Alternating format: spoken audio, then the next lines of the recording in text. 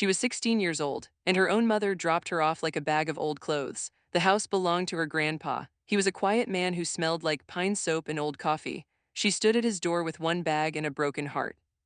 Who does that to their own child? Who looks at a sick teenager and says, "You are too much for me"? But what happened next, after all that pain, all that silence? Nobody in that family saw it coming. Her name was Maya. She grew up in a small town in Ohio, the kind of town where everyone knows everyone and nothing stays secret for long. Her mom, Diane, was not a bad person at the start, at least that is what Maya used to tell herself. Diane worked 2 jobs, she was tired a lot, she had her own problems. Maya understood all of that, she tried to be easy. She tried not to need too much. But Maya had a condition. The doctors called it something long and complicated. What it meant in real life was this: some days her body just stopped working right. She got dizzy, she fainted sometimes, she had pain that no one could see from the outside, she missed school, she spent days in bed, she needed extra help. And that help, that was the thing Diane could not give. It did not happen all at once, it was slow. The way a crack spreads across old glass, first it was the little comments. Diane would sigh when Maya could not get up. She would say things like, "You are always sick," or "I do not know what to do with you." Maya would hear those words and feel them land somewhere deep. She would smile and say sorry. She said sorry a lot back then. Then the doctor's visits started costing more money.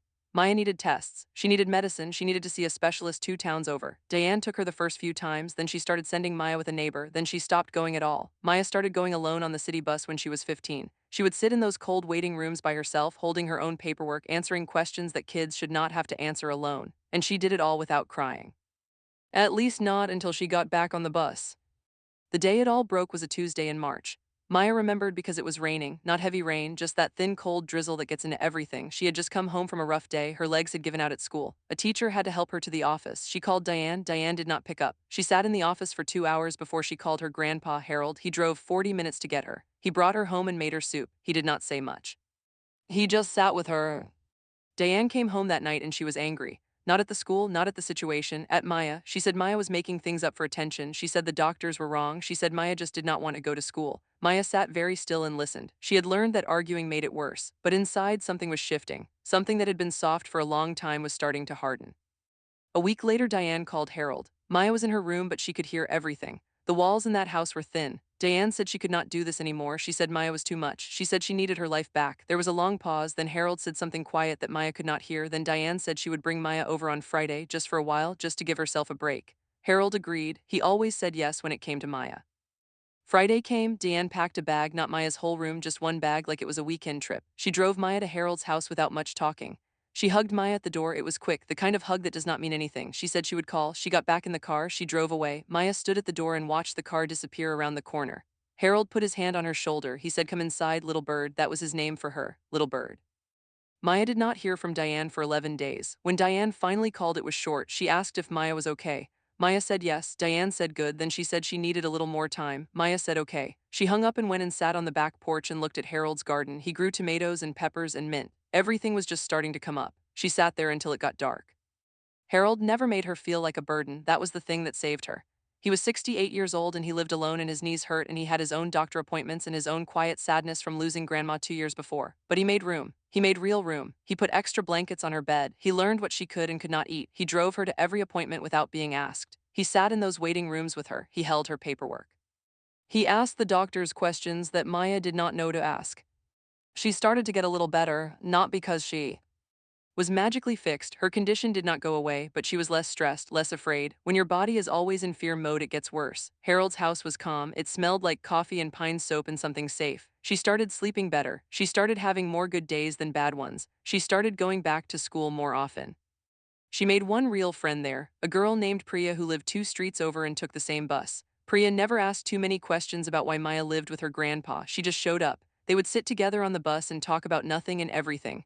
That friendship felt like water after a long, dry stretch, simple and necessary and good.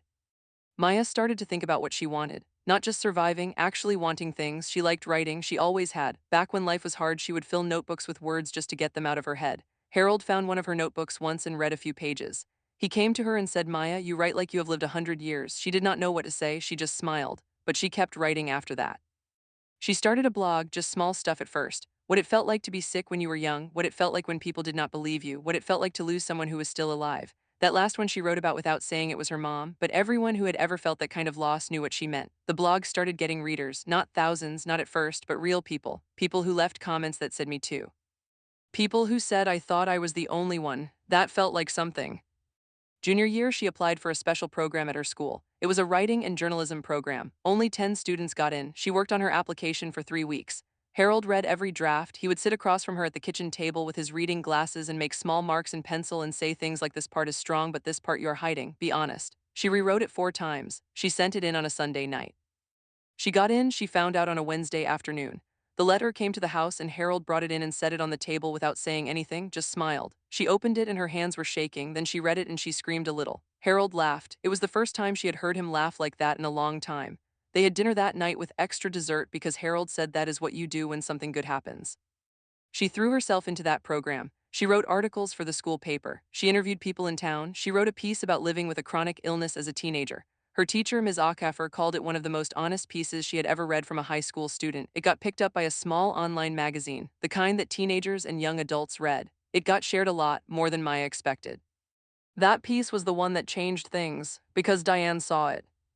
Maya did not know at first. She had not heard from Diane in months by then. Diane had called a few times in that first year, then the calls got shorter, then they stopped. Maya stopped waiting for them. She stopped leaving space in her day for the disappointment. She filled that space with writing and school and Priya and Harold's garden and slowly, quietly her own life.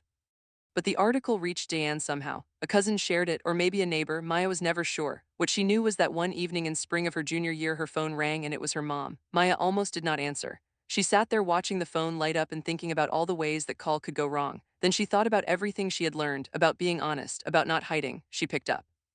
Diane was crying. She said she had read the article. She said she did not know Maya felt all of those things. She said she missed her. She said she was sorry. She said she wanted to see her. Maya listened to all of it. She did not cry. She was calm in a way that surprised even herself. When Diane finished, Maya said something that took a long time to get to. She said, "Mom, I needed you when I was sick and scared and you left. That is the truth. I am not going to pretend it is not. I am doing well now. But that happened, and I need you to know that I know it happened." There was a long silence. Diane said, "I know." She said it quietly, like she meant it.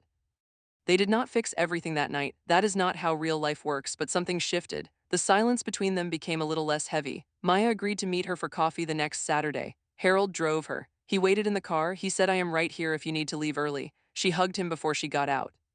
The coffee meeting was awkward. There were long pauses. Diane looked tired and smaller than Maya remembered. Maya sat straight. She was not cold, but she was not open all the way either. She had learned the difference between forgiveness and trust. Forgiveness she could give. She was working on that. Trust had to be built over time. She told Diane that plainly. She said, "I am not going to pretend we are fine, but I am willing to try if you are willing to be honest." Diane nodded. She said yes. They started talking more, not every day, not even every week, but slowly, real conversations. Diane started asking real questions about Maya's health, not rolling her eyes, actually trying to understand. Maya answered honestly. She did not soften things to make Diane feel better. She told the truth and let Diane sit with it. That was new, that was different. Senior year, Maya applied to 3 colleges. All 3 had strong writing programs. Harold helped her with the financial aid forms. He was careful and patient and stayed up late 2 nights to make sure everything was right. She got into all 3 schools. She picked the one that gave her the best aid package and also had a professor whose work she had been reading for 2 years. She wrote the professor an email saying why she chose that school. The professor wrote back the same day. The graduation ceremony was on a warm afternoon in June. Harold sat in the 3rd row. He wore his good jacket, the one he only wore to important things. When Maya walked across the stage, he stood up before anyone else did. She saw him from up there and had to look away fast because she did not want to cry in front of everyone. Diane was there too. She sat a few rows behind Harold. Maya had invited her. It felt like the right thing, not because everything was perfect, because Maya was not doing things out of fear or pain anymore. She was doing things because she chose to. That was the difference.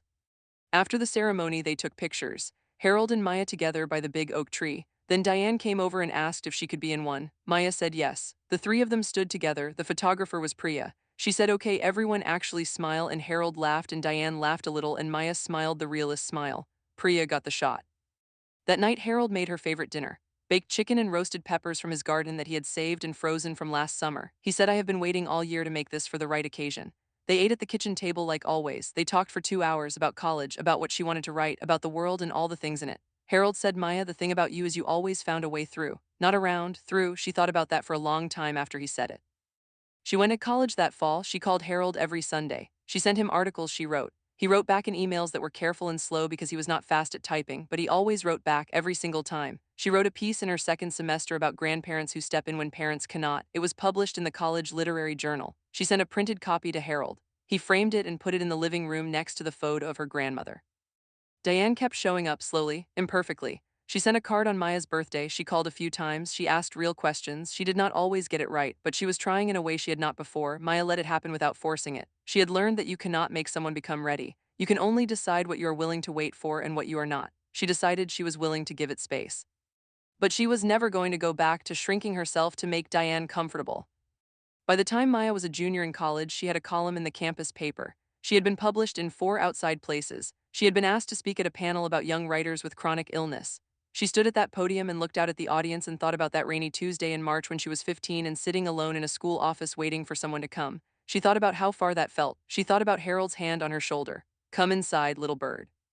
She told that story at the panel, the real version, not softened. She talked about being left, she talked about what it felt like. She talked about her grandpa and what his steady, quiet love did for her when everything else was gone. She talked about how being sick did not make her weak, it made her honest, it made her pay attention, it made her right. After the panel, a young girl came up to her. She could not have been more than 17. She had the look of someone who was holding a lot together behind her eyes. She said, "I went through something similar. I live with my aunt now." Maya looked at her and said, "What is your name?" The girl said, "Camille." Maya said, "Camille, you are going to be okay, not because everything gets easy, because you are already doing tea. The hard part, you are still here." Camille nodded. She looked like she believed it a little. Maya hoped she did.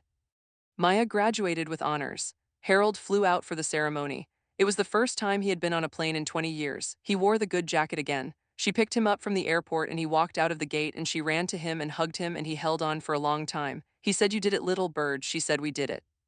She got a job after graduation at a small but respected online publication that covered health and human stories.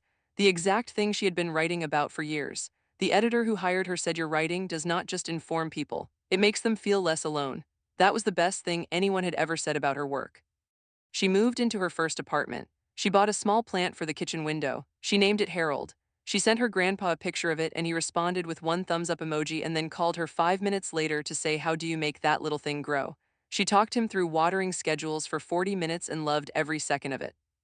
Diane came to visit the apartment once. She brought flowers. She looked around at the space Maya had made for herself, the books on the shelf, the articles printed and pinned to the wall, the little plant named Harold. She was quiet for a while, then she said, "I see you built something real." Maya said, "Yes, I did." There was no anger in it, just truth. They had dinner together that evening. It was still not easy. There were still things under the surface that would take years to fully name, but they sat at the table and they talked and they were honest with each other in a way they had never been when Maya was young. Diane said at one point, "I did not know how to handle what I could not fix." Maya said, "I know, but leaving was not the answer." Diane said, "I know that now." Maya said, "That is something at least." Maya kept writing. She wrote about health and family and the kind of love that shows up quietly and the kind that disappears when things get hard. She wrote about grandparents. She wrote about learning to trust people again after being let down. She wrote about Camille even though she never used her name. She hoped Camille read it wherever she was. She went back to Harold's house for the holidays. She always did. She helped him in the garden in summer. She sat with him on the back porch in the evenings. She drank his strong coffee and talked about everything. He got older. His knees got worse. His steps got slower, but his eyes stayed sharp. He still noticed everything. He still said exactly the right thing at the right moment. She told him once that he had saved her life. He shook his head. He said, "No, you saved your own life. I just made sure you had a place to do it." She did not argue with him, but she kept it close. The last thing she wrote that year was about what home means. Not the building, not the address, the feeling of being somewhere that does not ask you to be smaller. She wrote that home is not always where you started. Sometimes it is the place that found you when the first place let you go. She wrote that healing does not always look like fixing what broke. Sometimes it looks like growing something new in the space where the broken thing used to be. She published it on a Thursday afternoon. By Friday evening, it had been read 40,000 times. The comments were full of people saying "me too," people talking about their own grandparents, their own Harold, their own rainy Tuesday when someone left and something had to begin. She screenshot some of the comments and sent them to Harold. He called her an hour later. He said, "Maya, you are doing something that matters." She said, "I know, Grandpa." She said, "I learned that from you. If anyone ever made you feel like being sick meant being weak, I want you to know that is a lie. Your struggle does not make you broken, it makes you real." Drop a comment below and tell me, was there someone who stayed when everyone else walked away? A grandparent, an aunt, a neighbor, a friend? Tell me their name. They deserve to be remembered. And if you want to keep hearing stories about people who were left behind and built something beautiful anyway, you already know where to find them. We are right here, every week, for the ones who needed to hear that they were never too much.